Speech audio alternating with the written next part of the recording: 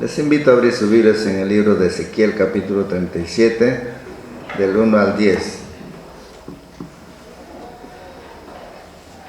Ezequiel 37, del 1 al 10, dice así: La mano del Señor vino sobre mí y me sacó en el espíritu del Señor y me puso en medio del valle que estaba lleno de huesos.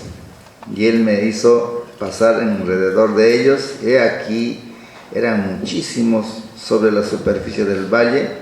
He aquí, estaban muy secos.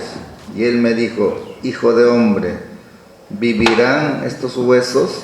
Y yo respondí: Señor Dios, tú lo sabes. Entonces me dijo: Profetiza sobre estos huesos y diles: huesos secos, oíd la palabra del Señor. Así dice el Señor Dios a estos huesos: He aquí, haré entrar en vosotros espíritu y viviréis, y pondré tendones sobre vosotros, haré crecer carne sobre vosotros, os cubriré de piel y pondré espíritu en vosotros, y viviréis, y sabréis que yo soy el Señor. Profeticé pues como me ha mandado, y mientras yo profetizaba hubo un ruido, y luego un estremecimiento, y los huesos se juntaron cada uno con su hueso. Y miré, y he aquí, había tendones sobre ellos, creció la carne, y la piel los cubrió, pero no había espíritu en ellos. Entonces Él le dijo: Profetiza al espíritu, profetiza, hijo de hombre, y di al espíritu: Así dice el Señor: Ven de los cuatro vientos, oh espíritu, y sopla sobre estos muertos, y vivirán. Y profeticé como él me había ordenado, y el espíritu entró en ellos, y vivieron y se pusieron en pie un enorme e inmenso ejército. Luego también vamos a abrir nuestras Biblias en el libro de Efesios, capítulo 2, del 1 al 10, y dice así, Efesios 2: Y Él os dio vida a vosotros, que estabais muertos en vuestros delitos y pecados, en los cuales anduvisteis en otro tiempo según la corriente de este mundo, conforme al príncipe de la potestad del aire, el espíritu que ahora opera en los hijos de desobediencia, entre los cuales también todos nosotros en otro tiempo vivíamos en las pasiones de nuestra carne, satisfaciendo los deseos de la carne y de la mente, y éramos por naturaleza hijos de ira, lo mismo que los demás. Pero Dios, que es rico en misericordia, por causa del gran amor con que nos amó, aun cuando estábamos muertos en nuestros delitos, nos dio vida juntamente con Cristo. Por gracia habéis sido salvados, y con Él nos resucitó, y con Él nos sentó en los lugares celestiales en Cristo Jesús, a fin de poder mostrar en los siglos venideros las sobreabundantes riquezas de su gracia por su bondad para con nosotros en Cristo Jesús. Porque por gracia habéis sido salvados por medio de la fe, y esto no de vosotros, sino que es don de Dios, no por obras, para que nadie se gloríe, porque somos hechura suya, creados en Cristo Jesús para hacer buenas obras, las cuales Dios preparó de antemano para que anduviéramos en ellas. Esta es la palabra de Dios. Buenos días, amados hermanos en Cristo, que la paz de Él sea sobre cada uno de ustedes en esta mañana. Me imagino que los varones, sobre todo, quienes les idolatran el deporte, han amanecido con una resaca por la pérdida de presión, por la pérdida de Perú ante Argentina. Entonces, hoy día van a salir más deprimidos, pero creo que más animados también al mismo tiempo, ¿no? Muy bien. El domingo pasado estuvimos tratando de explicar acerca de una de las doctrinas distintivas de las iglesias reformadas. Es la doctrina que se llama la depravación total del ser humano o la incapacidad o inhabilidad del ser humano. Entonces, la pregunta es, ¿qué significa esto? O sea, nosotros tenemos un resumen en unas 6 líneas del significado de esta doctrina, pero que también se sustenta de una manera argumentativa a través de las Sagradas Escrituras, desde Génesis hasta Apocalipsis.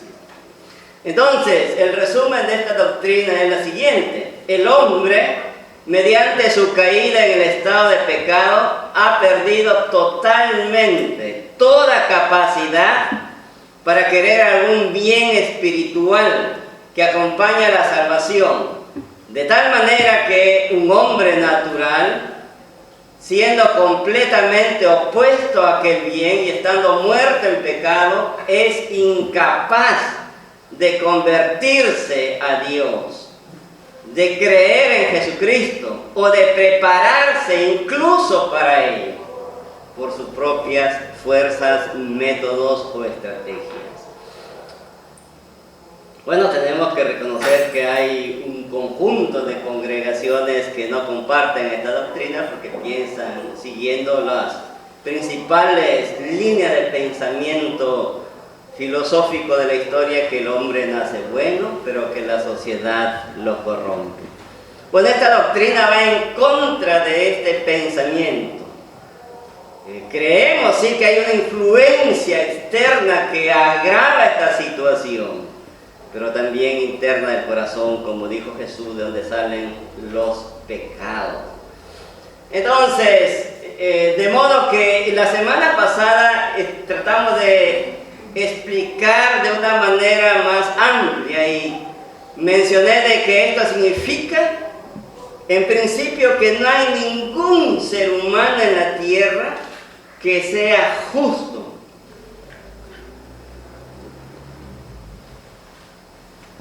Luego, que ningún ser humano tiene la habilidad, capacidad, deseo de buscar a Dios,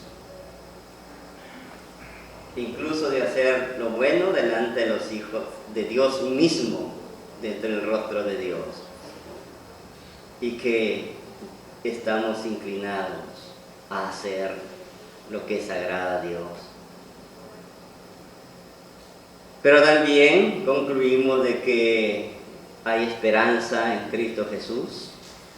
Solo Cristo puede transformarnos y convertirnos en creyentes y transformar nuestra mente, nuestro corazón, para vivir una vida que a Dios le agrada. Ahora, habiendo nacido muertos en nuestros delitos y pecados, como lo afirma el apóstol Pablo en Efesios 2, que hemos leído, tenemos libertad, pero es una libertad para hacer lo malo. Y esta es una terrible realidad en nuestra vida, en la vida del ser humano.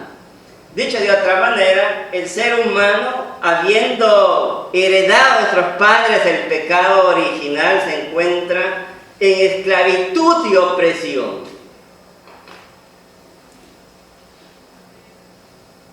Por lo menos de 4 formas y maneras. En primer lugar, el ser humano es esclavo del pecado, y de Satanás, y del mundo, pero también de la carne. Y son todas estas esclavitudes que controlan y dirigen la fuerza al ser humano sin Cristo. Quisiera brevemente explicar en qué consiste esta esclavitud. Esto suena horroroso para nuestra mente.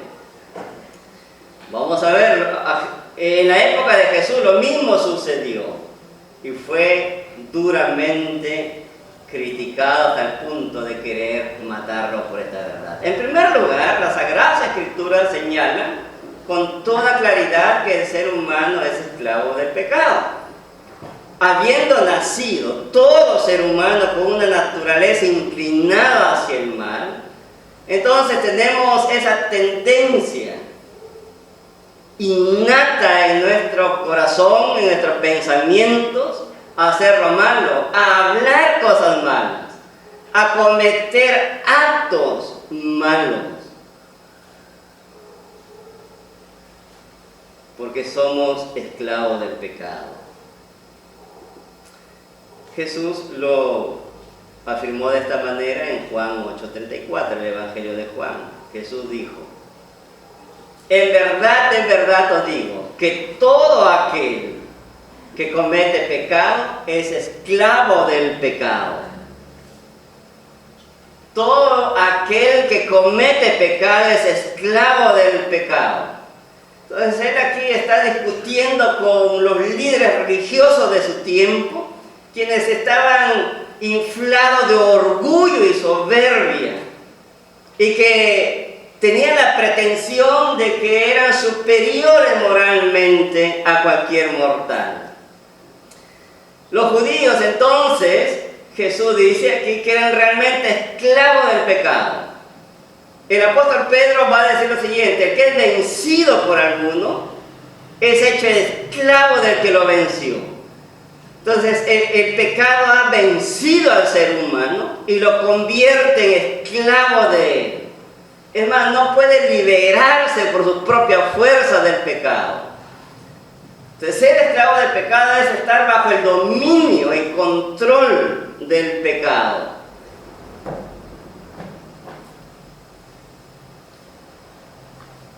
Y de esta manera esclaviza al ser humano.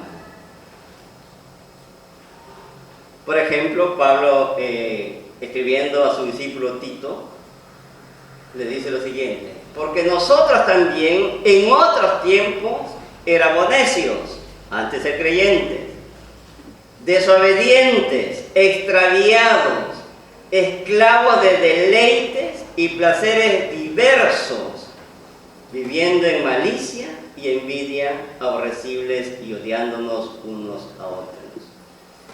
Éramos esclavos de deleites, y aquí señala varios de ellos: en la malicia, envidia, etcétera, etcétera. Pablo en Gálatas expande esta idea también. Entonces las Escrituras enseñan que el hombre caído es cautivo, es esclavo voluntariamente del pecado, y se complace en pecar. No solamente que es esclavo, sino que se deleita, disfruta y lo difunde como una virtud.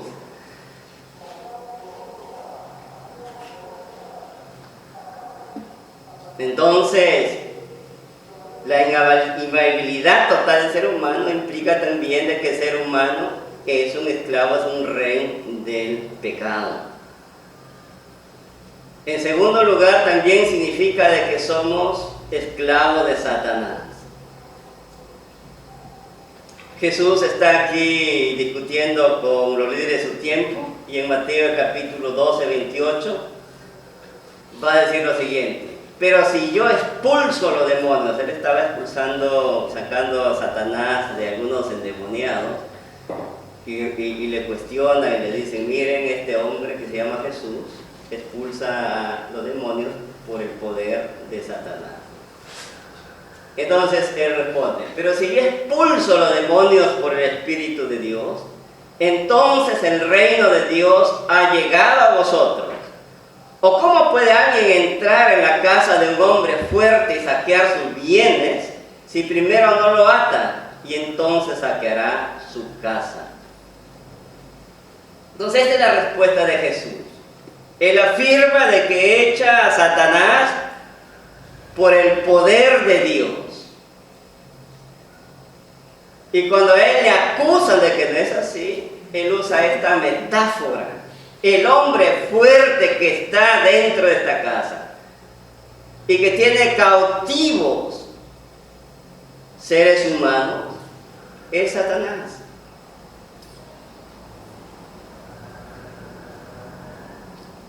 Que es mucho más fuerte que el ser humano.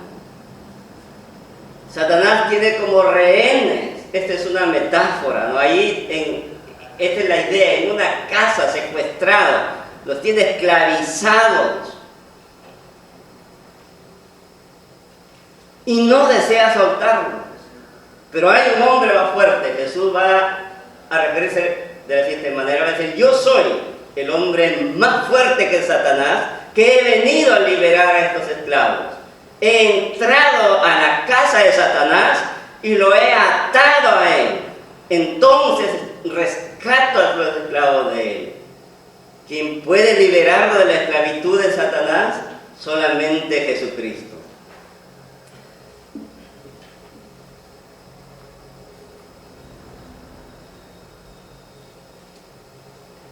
Pablo también expresa esta misma idea.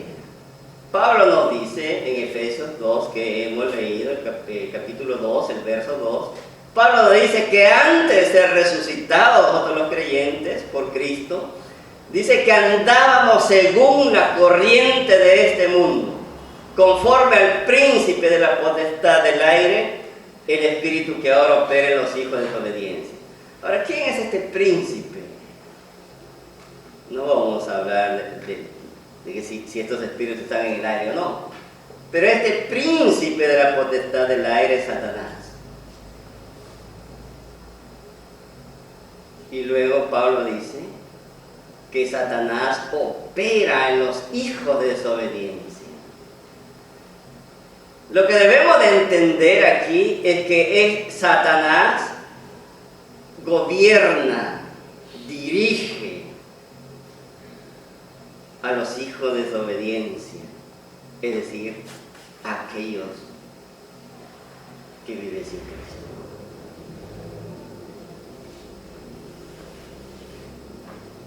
Y quienes se encuentran en abierta rebelión contra Dios y su mandato. Pablo aquí nos va a decir que Satanás actúa energéticamente y está comprometido para hacer lo malo y que lo malo sea mucho peor. Satanás jamás descansa, está activamente actuando en la gente que no es cristiana.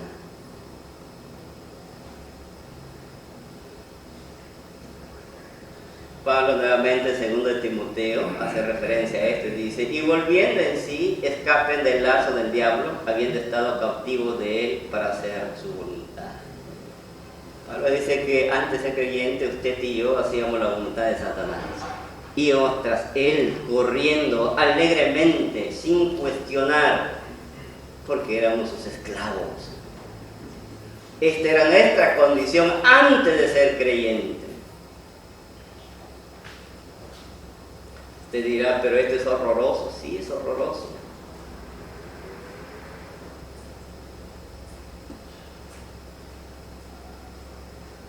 Fue horroroso para los líderes del pueblo de Israel escuchar en la propia boca de Jesús esto.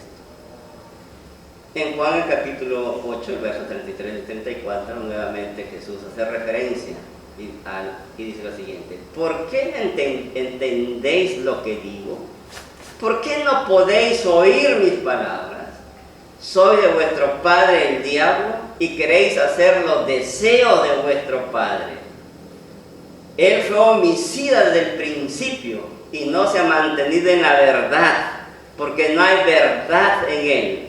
Cuando habla mentira, habla de su propia naturaleza, porque es mentiroso y padre de la mentira. Note usted la dureza aparente de Jesucristo contra los líderes. ¿Cuáles son las características de Satanás? Homicida desde el principio y mentiroso. Y Satanás es mucho más duro de lo que pensamos o nos imaginamos. Le dice: Satanás es el padre de ustedes y no Dios, porque ustedes hacen lo mismo y desean hacer lo mismo que Satanás hace.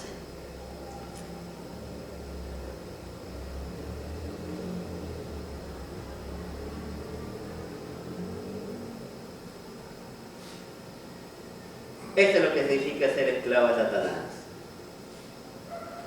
Hacer lo que él hace. Él controla los actos de los seres humanos. Y esta también era nuestra condición antes de ser creyentes.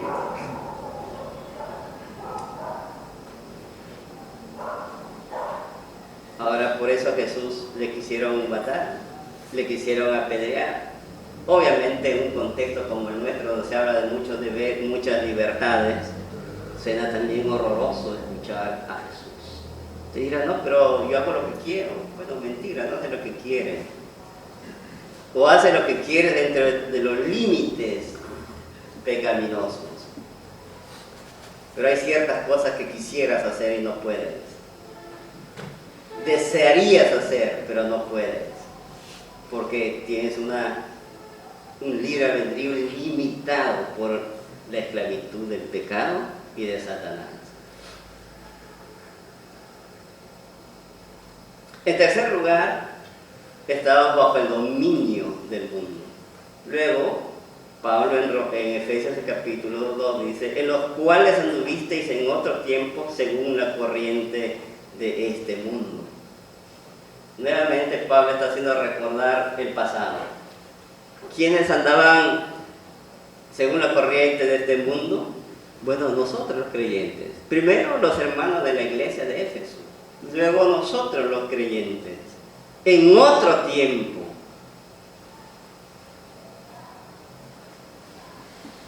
Andábamos, y la idea de andar es que andábamos alegremente, deleitándonos en las corrientes del mundo. La idea es aquí que uno sale a dar a un paseo de diversión y que disfruta de ese caminar.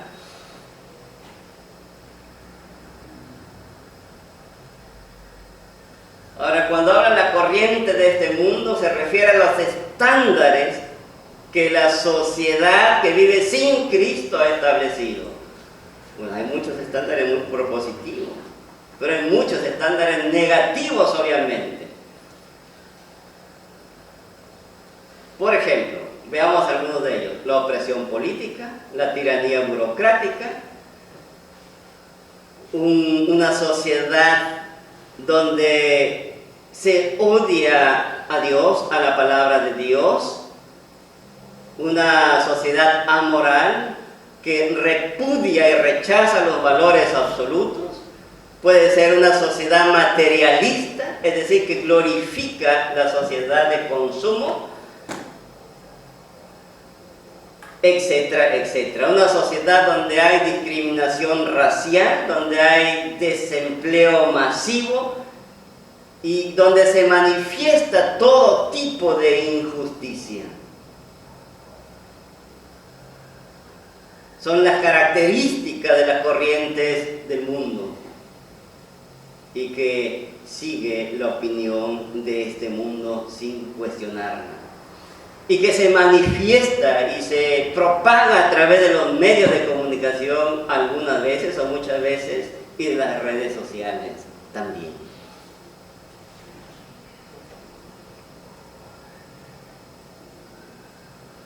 Entonces, vivimos bajo esa opresión.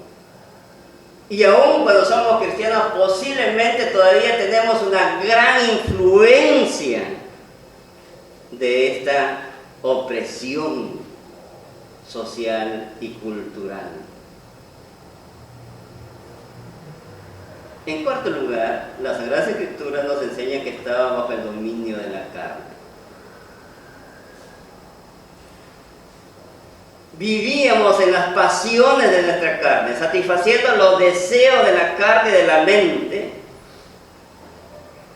lo mismo que los demás. Luego Pablo en Tito 3:3 también dice lo siguiente: porque nosotros también, en otro tiempo, éramos necios, desobedientes, extraviados, esclavos de deleites y placeres diversos, viviendo en malicia y envidia, aborrecibles y odiándonos unos a otros. Entonces, la cuarta influencia sobre el ser humano es que somos esclavos de estos deseos de la carne. El término carne aquí no se refiere a esta carne física, los huesos, nervios, tendones, etcétera, etcétera. No. Sino se refiere a aquella naturaleza egocéntrica caído en pecado. Los deseos se definen más adelante como los deseos de la mente y el corazón.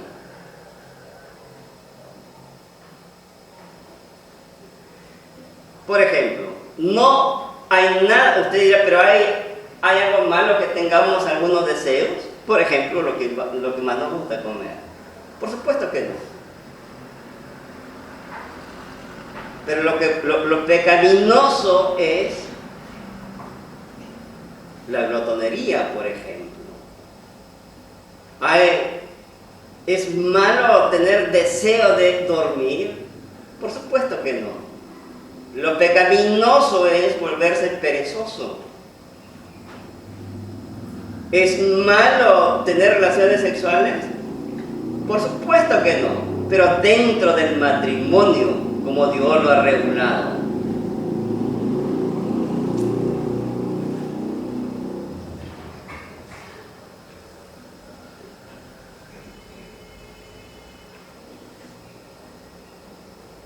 En segundo lugar, los deseos de la carne incluyen los malos deseos, no solamente del cuerpo, sino también otro tipo de deseo, como por ejemplo, o otro tipo de pecado, como por ejemplo,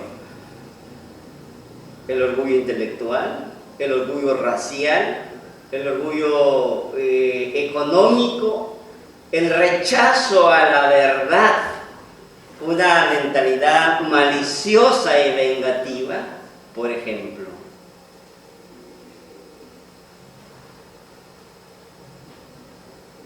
Incluye todo tipo de arrogancia y orgullo, de cualquier tipo y naturaleza que ésta sea, y que habitan en nuestra mente y corazón, y que se expresan en actos concretos en nuestra vida diaria. Así que, amados hermanos, antes de que Jesucristo nos liberáramos, estábamos sujetos a este tipo de esclavitud, tanto externas como internas. Ahora la pregunta es, bueno, este es un panorama sombrío, mucho más sombrío de la pérdida, de la derrota de Perú ayer, anoche. Les dije al inicio que iba a salir más deprimido hoy día. Y usted dirá, pero ¿cómo es posible? Yo soy esclavo. Me miro alrededor y digo, bueno, soy más o menos guapo, como Biden, o como Trump, o hago algunas cosas bastante buenas. Por supuesto, la semana pasada he explicado que la depravación total no implica de que uno haga ciertas obras. Obviamente que sí. Pero podemos liberarnos de esta esclavitud, de esta influencia. ¿Puede el ser humano por sus propias fuerzas, estrategias, cualquiera sea su naturaleza, liberarse del pecado, de Satanás, de estos deseos malsanos en la mente y corazón, y de los estándares del mundo que nos gobiernan? La respuesta es no puedes por tus propios esfuerzos. No podemos, no hemos podido nosotros hacerlo. Entonces aquí viene la gran noticia. Solamente Cristo puede liberarnos. Solamente Cristo puede darnos libertad.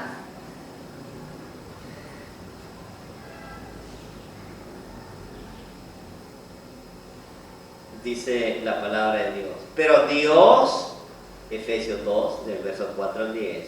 Pero Dios, que es rico en misericordia, por causa del gran amor con que nos amó, aun cuando estábamos muertos en nuestros delitos, nos dio vida juntamente con Cristo. Entre paréntesis, por gracia habéis sido salvados. Y con Él nos resucitó, y con Él nos sentó en lugares celestiales en Cristo Jesús, a fin de poder mostrar en los siglos venideros la sobreabundante riqueza de su gracia por su bondad para con nosotros en Cristo Jesús. Luego sigue diciendo Pablo, porque por gracia habéis sido salvados, por medio de la fe, y esto no de vosotros, sino que don de Dios, no por obras, para que nadie se gloríe. Porque somos hechura suya, creados en Cristo Jesús para hacer buenas obras, las cuales Dios preparó de antemano para que anduviéramos en ellas.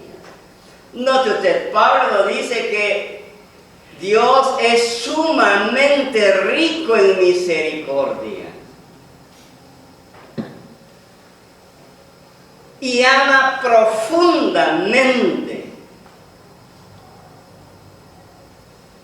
de modo que desde la eternidad ha deseado salvar a aquellos que Él así ha deseado y desea hacerlo.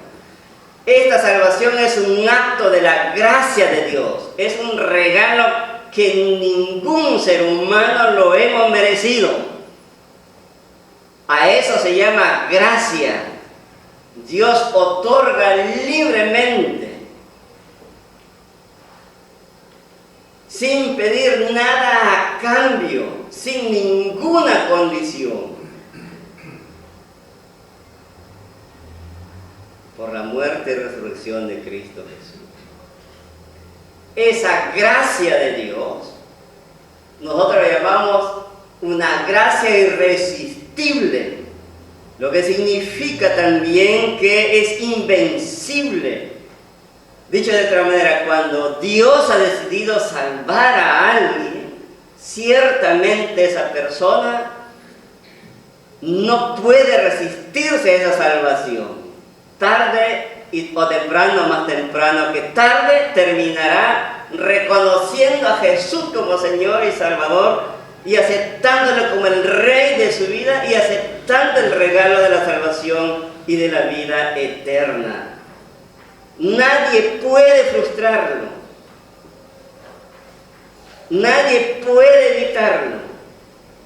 Ciertamente, Dios es un Dios invencible. Quisiera citar algunos pocos textos sobre esta gracia irresistible. Jesús en Juan 6:37 dijo lo siguiente: todo lo que el Padre me da, vendrá a mí, y el que viene a mí, de ningún modo lo echaré fuera. Todo, sin excepción. Todo lo que el Padre le ha dado a Cristo, todo ser humano, que el Padre ha elegido salvarle, ciertamente Cristo lo recibirá y lo salvará. No lo excluirá nuestro Señor Jesucristo. Jesucristo nos ha aceptado a nosotros porque el Padre le ha dado a Él. Nunca nos ha echado afuera y no lo hará. No nos ha rechazado. Y Cristo no rechazará a aquellas personas que vienen a Él por el Padre.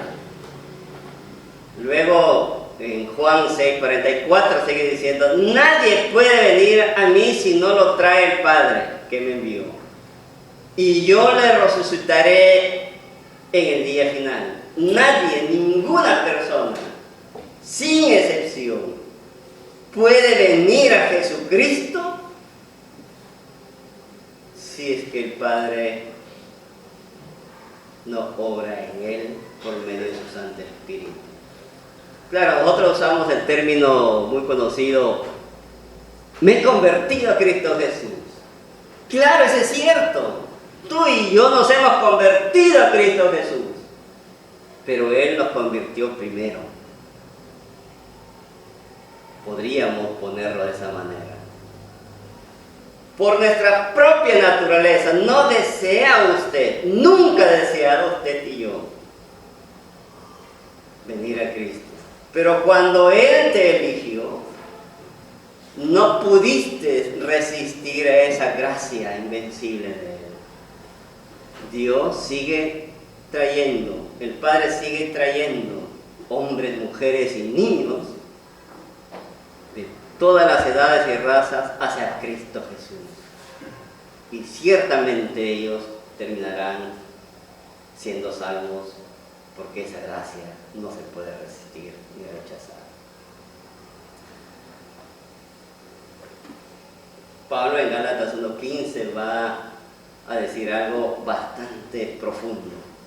Pero cuando Dios, que me apartó desde el vientre de mi madre y me llamó por su gracia, note usted, ¿cuándo Dios elige? cuando tú te convertiste, entre comillas, cuando tú naciste en la concepción. Bueno, este término aquí significa antes, en la eternidad. Dios planeó salvar a sus elegidos y te llama por su gracia en un determinado punto de la historia de tu existencia. Hemos leído los huesos secos en el Antiguo Testamento. La idea es esta de la salvación. Es como si Jesucristo caminara por un cementerio donde hay muchas personas muertas y por el poder del Espíritu Santo comienza a resucitarlos. Esa es la idea de Ezequiel que hemos leído. A las que Él así desea. Los resucita espiritualmente.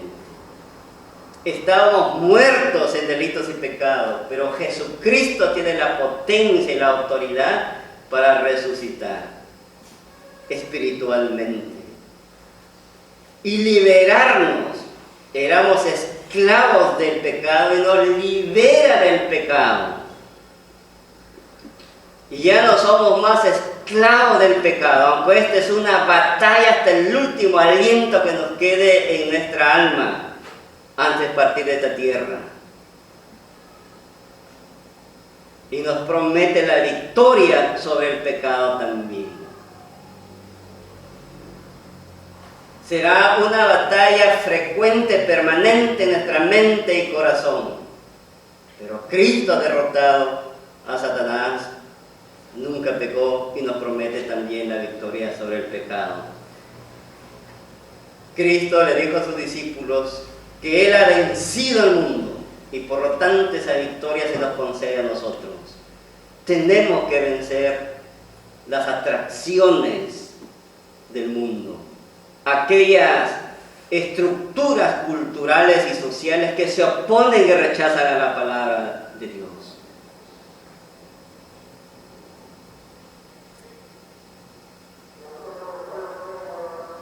Asimismo, nuestro Señor Jesucristo tiene el poder y la autoridad para poder darnos libertad de nuestra propia carne, de las concupiscencias pecaminosas que habitan en nuestra mente y corazón.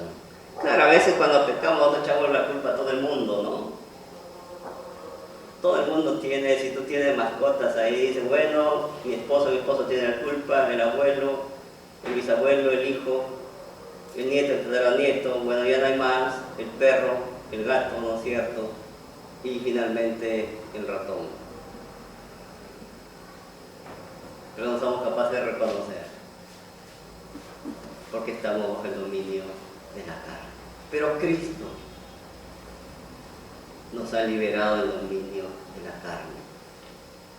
Y eso explica por qué para el creyente en la vida, hasta que Cristo recoja, será una batalla feroz, pero contamos con el Espíritu de Dios, que nos da la victoria. Estimados hermanos,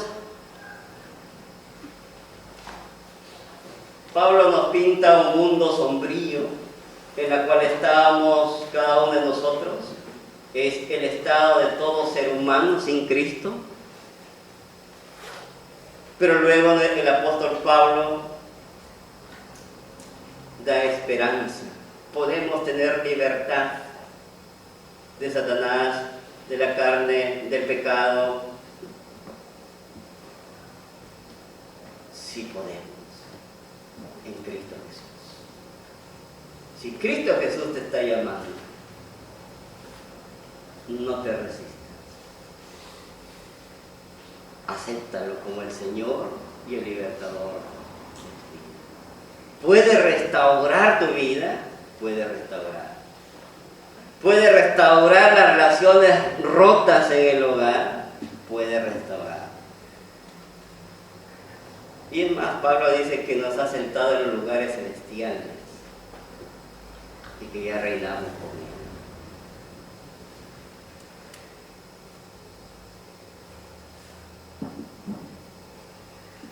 porque Cristo y el Padre aman profundamente y su gracia es por